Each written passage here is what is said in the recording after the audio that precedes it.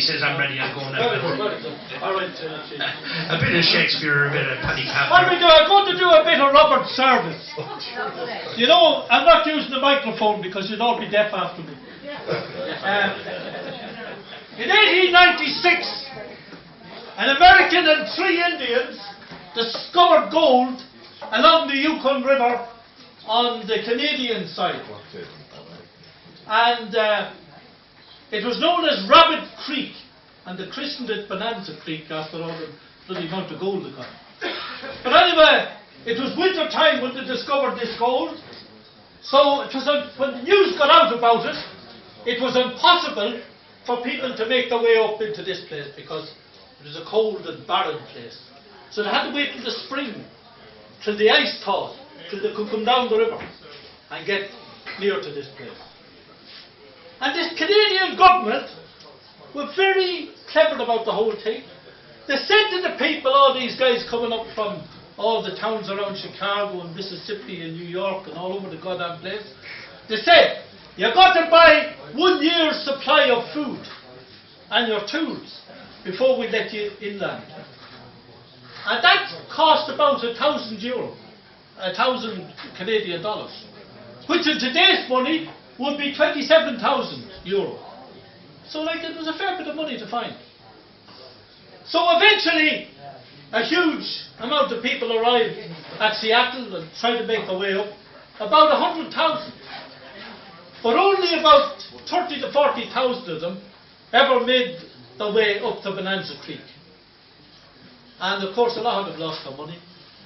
And a year later, a man called Robert Service, he was a 21-year-old Englishman, emigrated to Canada, made his way up along till he got up to the Yukon, and he wasn't going up there to mine gold. He taught himself basic carpentry skills.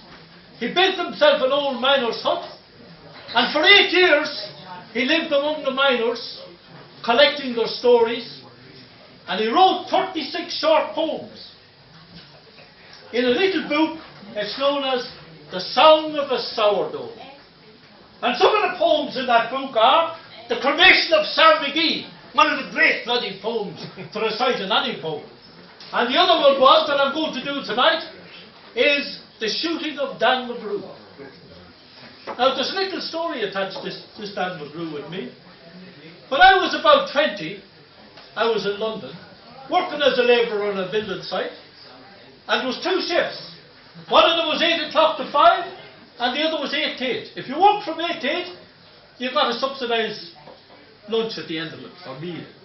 And a lot of guys living in old boarding houses did the 8 to 8 shift, including myself.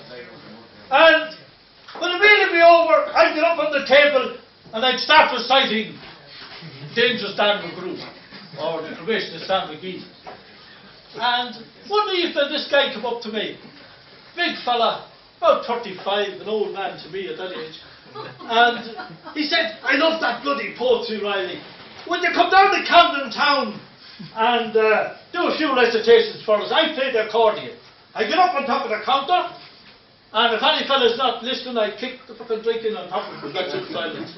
But anyway, I went down with him, and I got up on the counter with him, and I recited Dangerous Dan McGrew one night. Jesus, he says, I love them lines. The lights went out. A woman screamed. 2 guns blazed in the dark. That's near the end of the poem. He said, I'm going to bring in a shotgun. And I'm going to blow a hole in the ceiling next Saturday night. Jesus Christ, Joe, I said, take it easy now. I said, boy, I mean, you're a bloody chippy, I said. Supposing there's a girl up there. I said, we'd all be fucking decapitated under it. No, I said, I wouldn't. Anyway, he went off to a gun club. And they said, not at all. We wouldn't allow a gun to be used for that. He says, if the policeman, he said, we'll take the pellets out. No, he said, if the policeman is outside, what's going to happen? They'll all trace back here. The only place you'll get that, he says, is up in Soho. You all know where that is, don't you? Anyway, you'll have to go to a theatrical supply shop. So myself and Joe arrived at the theatrical supply shop. The first question he asked me, what's this gun for? I said, it's for a theatrical performance in Kilburn, in a theatre. Oh, that's okay. So then he brought out a record player. And me and Joe were standing there, and the sound come on. Now you have to judge it, he said, you know. The sound, bang, bang. Jesus said, that's grand, Joe. I said, have you anything else, said Joe? What about the gun? So he came out the revolver. Bang, bang. No, said Joe. He says, have you the double barrel? So he came out with the double barrel. At this point, he said to us, you'll have to pay for the cartridges if you don't hire the gun. That's all right, said Joe. So, bang. Oh, jeez, I said, very loud altogether. I said, Joe, I said, the pub will be dark. I said, this will be a terrible noise. Anyway, Joe said, that's perfect. And the man said, have you got your passport? I hadn't a clue what a passport was. Because you didn't need a passport to go to England. So, Joe, he says, you'll have to surrender your passport before I can give you the gun. And Joe says, I'll bring it in next week when I'm bringing it. No, he says, you have to have it now. So that another week went by. So we arrived anyway. We got the gun off him.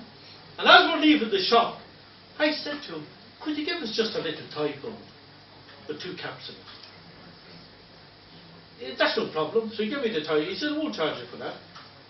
Because I was thinking to myself, I'm inside this pub in Kilburn, 1962. I'm up on the counter. The publican has the lights out. A couple of biddies are going to make a big scream. And next thing, these 2 bloody bars go off. I said to me, all hell will break loose here. So, what I did was, we done the poem. The publican went crazy mad. He's running up to me to fucking bar me for life. I'm out the door.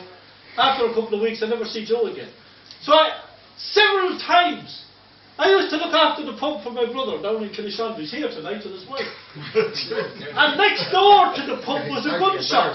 Well, you know, and I said, I must do it. One night when they were away, I said, I'm going to do this now. And then I thought, there was an awful lot of trouble in the north at that time, you know, in the 70s. And then I thought to myself, Jesus Christ, when the brother comes back, there'll be no end to this. So I never did it. But tonight, we're going to do it tonight. We're going to put the lights out. We probably will review 3 guns, but we'll have a bit of fun with this. So anyway, this is the poem. The poem is by Robert Service, The Cremation of... Oh no, the other one. The Shooting of Dan McGrew. A couple of the boys were whipping it up in a Marylwood saloon. The kid that handles the music box was playing a ragtime tune. While back in the bar at a solo game sat dangerous Dan McGrew. And watching his luck was his line of love, the lady that's known as Lou. I used to have my cousin coming into this part. When into the night there was 50 below, and into the dim and the glare, there wandered a stranger fresh from the creeks, dog dirty and loaded for beer. He looked like a man with a foot in the grave, and scarcely the strength of a mouse. Yet he tended a poke with dust on the bar, and he called for drinks in the house. Well, it was none could place that stranger's face, though we searched ourselves for a clue. Ah, but we drank his health, and the last to drink was dangerous Dan McGrew. Well, there's men that somehow just hold your gaze, and hold them hard in a trance, and such was he, though he seemed to me like a man who had lived in hell, with a face most hair, and a grisly stare of the dog whose day's done, as he watered the green stuff in his glass, and the drops fell one by one. And I got to figuring who he was, and wondering what he'd do. And I turned around, and there watching him was a lady who was known as Lou. Well, his eyes went rubbering round the room, and he seemed in a kind of a daze, till at last the old piano fell in the way of his wandering gaze. The ragtime kid was having a drink. There was no one else in the stool. So the stranger stumbles across the room, and he flops down there like a fool. In a buckskin shirt that was glazed with dirt, he sat and I watched him sway. Then he grabbed the keys with those talon hands. Oh my God, but that man could play. Were you ever out to the great alone, when the moon is awful clear, and the icy mountains hem you in with a silence you most could hear? with only the howl of the timber wolf, and you camped there in the cold, a half-dead thing in a stark-dead world, clean made for that muck all gold. While high overhead, green, yellow and red, the north lights swept in bars. Then you've a hunch what the music meant, hunger and light and the stars. But the hunger was not of the belly kind that's banished with bacon and beans, but the gnawing hunger of lonely men from a home and all that it means. From the fireside far and the cares that are, four walls and a roof above, but oh so cramful of cosy joy and crowned with a woman's love. A woman dearer than all the world, and true as the heaven is true. God, how ghastly she looks through her rouge, the lady that's known as Lou. Then all of a sudden the music changed, so soft you scarce could notice. But you felt that your life had been looted clean out of all that it once held dear, that someone had stolen the woman you loved, and her love was a devil's lie, and your guts were gone, and the best for you was to crawl away and die. 'Twas the crowning cry of a heart's despair, and it thrilled you true and true. Where are you, my friend? I guess I'll make it a spread this air, said dangerous Dan McGrew. Then the music almost died away, then it burst with a pent-up pen, and it seemed to say, repay, repay, and your eyes were filled with blood. The thought came back of an ancient wrong, and it stung like a frozen lash, and it seemed to say, to kill, to kill. Then the music stopped with a crash. And the stranger turned, and his eyes that burned in a most peculiar way. In a buckskin shirt that was glazed with dirt, he sat and I watched him sway. His eyes went into a kind of a grin, and he spoke and his voice was calm.